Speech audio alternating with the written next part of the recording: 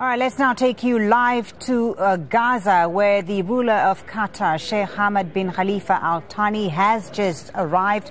He's the first head of state to officially visit the Gaza Strip since Hamas took power in 2007. The emir, as you can see on those live pictures, is currently holding talks with the Hamas Prime Minister Ismail Haniyeh.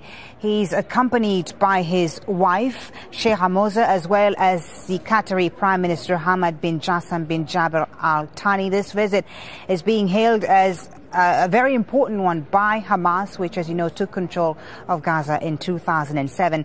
And it comes at a time of tension between Israel and Hamas, as a series of airstrikes have killed a number of Hamas men in the Gaza Strip. Again, live pictures out of the Rafah crossing between Egypt and Gaza, where the Emir of Qatar has just arrived as he goes to visit the Gaza Strip. Now, the Emir is expected to inaugurate several reconstruction projects in Gaza. The aid was pledged at a summit in the Qatari capital, Doha, 3 years ago. Much of the funding will go to education, housing and infrastructure. It will include a hospital and a housing project called Hamad City in the south of Gaza. Local media says the total cost will reach more than $250 million. Much of the territory's infrastructure was damaged or destroyed during Israel's war on Gaza, which was launched at the end of 2008. Al Jazeera's Nicole Johnson is inside Gaza for us now, joins us. Nicole, a visit of great political significance. Exactly, Folly. For Hamas, this is a real coup. In fact, I haven't seen Hamas officials looking quite so pleased with themselves since they managed to release more than 1,000 political prisoners last year. But this is a great political coup for them. Hamas is saying that it really ends their political isolation because, as you just explained, they've really been treated as a terrorist organisation, as a pariah government since they took control in 2007, and now they finally have a world leader, a leader of an Arab country visiting them. Yes, quite an historic moment indeed. And how is this visit being viewed on the other side, on the Israeli side, Nicole? It comes at a time of tension between Israel and Hamas over the last few days. That's correct. Well, Israel hasn't had a great deal to say about the visit. They tend to leave these things to internal Palestinian politics.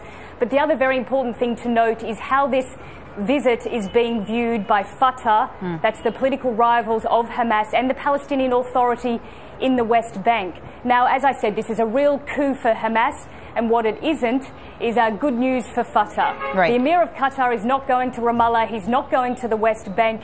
And so the Palestinian Authority has been very strong in trying to push the point that the Palestinian territories should be united, that it is one political entity, and that even though the Emir is only visiting Gaza, that this national unity, which is stuck for the moment, eventually has to happen for there to be any progress at all on Israeli-Palestinian peace talks. Yeah, and the fact that the Emir is not going to the West Bank and not meeting Palestinian Authority figures is certainly bound to attract criticism and create controversy, Nicole.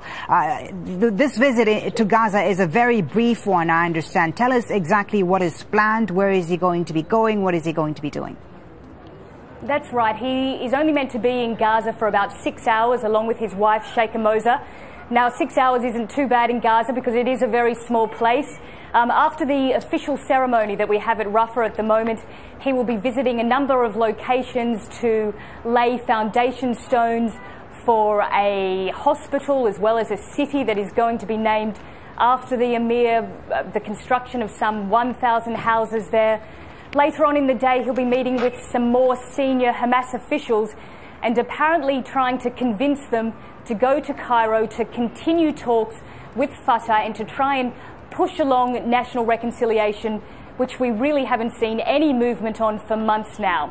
He'll also be speaking at one of the main stadiums in Gaza, addressing thousands of Gazans and Hamas supporters. And as I said, Hamas will really be making the most of this situation. They'll be hoping that it gives a boost to their popularity and makes them look as though they're actually doing something for the people of Gaza.